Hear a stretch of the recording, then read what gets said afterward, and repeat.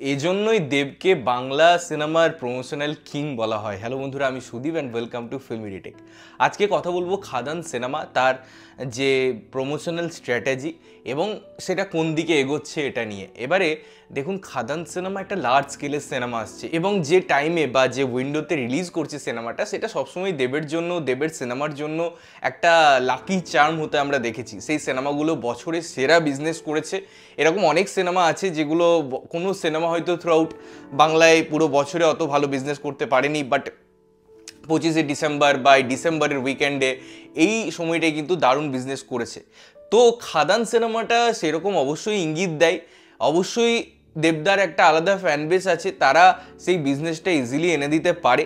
এবং সবথেকে বড় কথা, শুধুমাত্র যে ফ্যান বেস বা যারা রেগুলারলি সিনেমা দেখে দেবদা, তাদের দিয়ে কিন্তু এই সিনেমার বক্স অফিস ম্যাচ করা সম্ভব নয়। কারণ খাদান সিনেমা একটা বিগ বাজেট সিনেমা এবং যে কোনো অ্যাক্টর, ডিরেক্টর, প্রডিউসার তারা চান যে তাদের কাজ লোকের কাছে পৌঁছাক। তারপরে সিনেমাটা ভালো মন্দ, সিনেমা নিয়ে কথাবার্তা এগুলো তো থাকবেই, বাট প্রধান উদ্দেশ্য বা প্রথম উদ্দেশ্য হলো যে আমরা যে পরিশ্রমটা করেছি, যে আউটপুটটা বেরোচ্ছে, সেটা কমসে কম মানুষ দেখুক। এবং এই যে জার্নি, এই যে দেখানোর জন্য যে পুরো প্রচেষ্টা, এই যে প্রমোশনাল ডিজাইন বা পুরো প্রমোশনাল অ্যাক্টিভিটিগুলো করা হয়, সেটা কিন্তু শুধুমাত্র এই প্রথম দিনের জন্যই, যে মানুষকে প্রথম দিন হলে আমি নিয়ে যাব। তারপরে পুরোটাই পোস্ট প্রমোশন হয়ে যায়, পোস্ট রিলিজ প্রমোশন হয়ে যায়, ওয়ার্ড অফ মাউথ হয়ে যায়। কিন্তু এই যে অনেক লোকের কাছে পৌঁছানো বা পৌঁছে দেওয়ার এই প্রচেষ্টা, এখানে আমি বলবো খাদান সিনেমাটা দারুণভাবে ওয়ার্ক করছে। শুধুমাত্র অনেক দিন আগে টিজার এনে দিয়েই একটা চমক দিয়েছিলেন প্রডিউসাররা বা অ্যাক্টর বা ডিরেক্টররা, এবং তারপর কিন্তু আমরা কন্টিনিউ খাদানের বিভিন্ন প্রমোশন দেখেছি, সেটা ক্যারেক্টার পোস্টার হোক, সিনেমার গান হোক বা আদার্স অনেক কিছু জিনিস। তো এগুলো নিয়ে না সিনেমার একটা হাইপ ক্রিয়েট হয়, কন্টিনিউয়াসলি মানুষজন ওই সিনেমাটা নিয়ে ভাবে, ওই সিনেমাটা নিয়ে চর্চা হয়, যেটা একটা সিনেমাটার যখন রিলিজ করবে তখন এই ছোট ছোট মোমেন্টগুলো কিন্তু হেল্প করবে। আমরা যদি ডাঙ্কি সিনেমার কথা ভাবি, তার ড্রপ 1, ড্রপ 2 এবং তারপরে গান চর্চিত হয়েছে, মানুষের ভালো লেগেছে খারাপ লেগেছে সেটা পরের বিষয়, কিন্তু মানুষকে হলমুখত করেছে। এবারে সেই যে জার্নি, তার মুকুটে আরেকটা পালকে সংযোজন করলেন দেবদা, এই যে পুরো বাংলা জুড়ে জার্নি, একটা বাংলা জুড়ে প্রচার।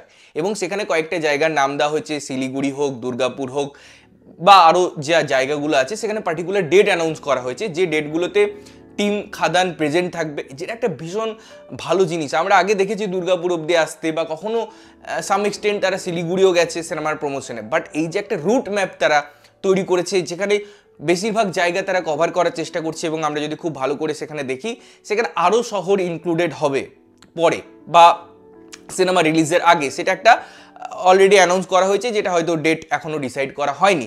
তো এই যে একটা দেবদার ক্রেজ আছে বিভিন্ন জায়গায়, পুরো ওয়েস্ট বেঙ্গল জুড়ে, এটা তো অস্বীকার করার কোনো জায়গা নয়, তিনি একজন সুপারস্টার। তো সেই জায়গা থেকে যখন তিনি এই শহরগুলোতে যাবেন, লোকের কাছে পৌঁছাবেন, অটোমেটিক লোকের একটা উৎসাহ তৈরি হবে, উদ্দীপনা তৈরি হবে দেবদাকে নিয়ে, এবং কী জন্য এসছেন, খাদান সিনেমার জন্য। তো সেই উদ্দীপনাটা, সেই জিনিসটা, সেই রেসটা কিন্তু থেকে যাবে। এবং যদি আমি রুট ম্যাপটা খুব ভালো করে দেখি, তারা ডিসেম্বরের একদম শুরু থেকে শুরু করছে, অর্থাৎ 5 তারিখ আছে, একদম 13-14 তারিখ অবধি চলছে, সিনেমাটা রিলিজ করছে 20 তারিখ।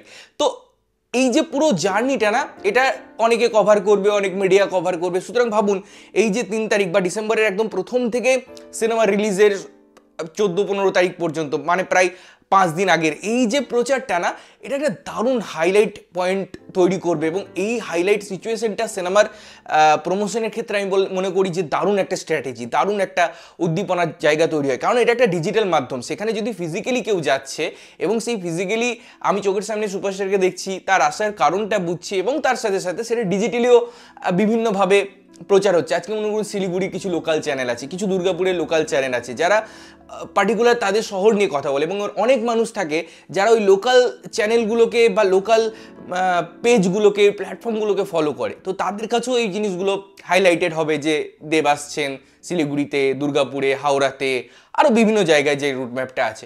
তো আমার খুব ভালো লেগেছে স্ট্র্যাটেজিটা। এবং যেমন বললাম যে এই সিনেমাটাই অডিয়েন্সও দরকার, যে মানুষ এসে দেখুক। কারণ এইরকম একটা রিস্ক টেকিং যে সিনেমা তৈরি করা হচ্ছে, যার মধ্যে অনেক বাজেট আছে, অনেক লোকবল আছে, অনেক একটা ভিশন আছে, একটা স্কিল আপ আছে, তো সেটা যদি বাজেট রিকভারি না হয়, বা একটা ভালো বাজেট রিকভারি হয়তো হয়ে যাবে, বাট একটা ভালো যদি বক্স অফিস না হয় না, তাহলে পরে মানুষ আর রিস্ক নেবে না, কোনো অ্যাক্টারই কোনো প্রডিউসারই আর রিস্ক নেবে না। তাই খাদানের সফলতা শুধুমাত্র দেবদার জন্য নয়, পুরো ইন্ডাস্ট্রির জন্য একটা ইম্পর্টেন্ট বিষয়, সেটা আমাদের ভুললে হবে না, সেটা আমাদের সবসময় মনে রাখতে হবে। তো তোমরা কেমনভাবে দেখছো এই পুরো স্ট্র্যাটেজিটা, এই প্ল্যানিংটা, অবশ্যই কমেন্ট করে জানিও। ততক্ষণের জন্য ভালো থাকবে, সুস্থ থাকবে এবং সবসময় ভালো জিনিস দেখবে। চ্যানেল যদি প্রথমবার দেখছো, লাইক কমেন্ট শেয়ার করতে হবে, সাবস্ক্রাইব করতে হবে, যাতে প্রত্যেক নোটিফিকেশন তোমাদের কাছে পৌঁছায়। দেখা হচ্ছে অন্য কোনো ভিডিওতে, ততক্ষণের জন্য টাটা।